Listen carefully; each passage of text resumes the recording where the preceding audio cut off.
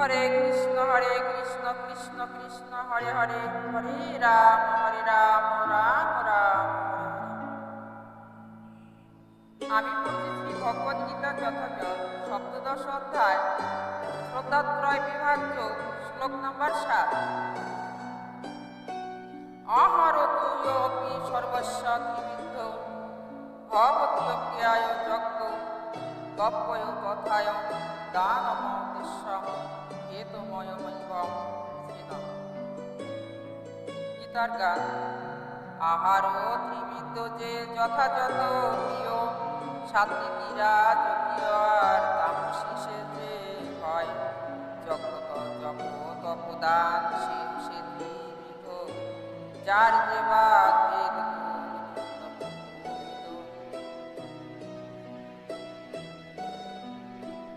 অনুবাদ।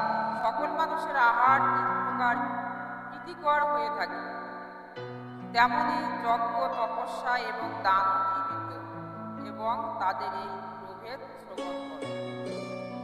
তাৎপর্য: জরা প্রকৃতির গুণের বিভিন্ন অবস্থা অনুসারে আহার, যজ্ঞ অনুষ্ঠান, তপস্যা চর্চা এবং দান বিভিন্নভাবেই সাধিত হয়। এই সমস্ত একই পর্যায়ের অনুষ্ঠিত হয় না। যারা পুঙ্খানুপুঙ্খভাবে বিশ্লেষণ করে বুঝতে পারেন যে জড় জগতের কোনো গুণের দ্বারা প্রভাবিত হয়ে কোনো কর্ম সাধিত হয়েছে, তারাই হচ্ছেন যথার্থ জ্ঞানী।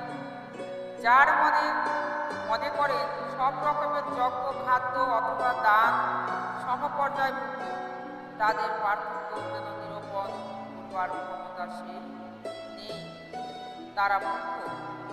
কিন্তু ধর্ম প্রচারক এখন প্রচার করে বেড়াচ্ছে যে মানুষ নিজের ইচ্ছা মতোই যা ইচ্ছা তাই করে যেতে পারে, এবং এই ধরনের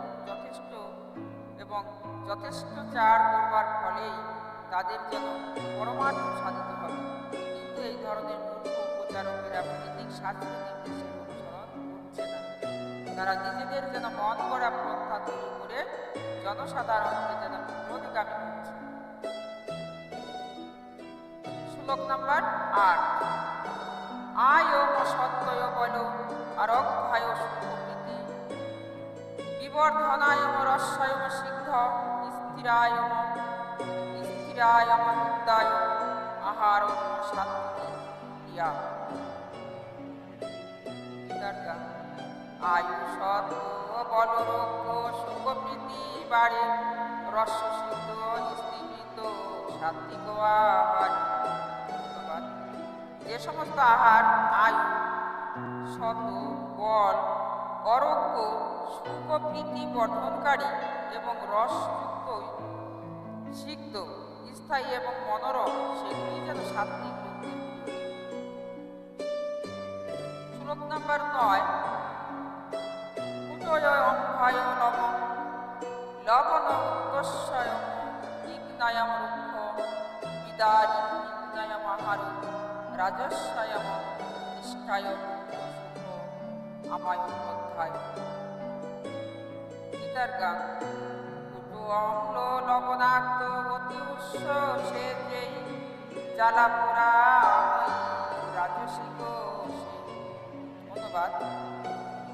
যে সমস্ত আহার অতি তিক্ত, অতি অম্ল, অতি লবণাক্ত, অতি উষ্ণ, অতি তীক্ষ্ণ, অতি শুষ্ক, অতি প্রদাহকর এবং রোগপ্রদ, সেগুলি যেন রাজসিক ব্যক্তিদের প্রিয়।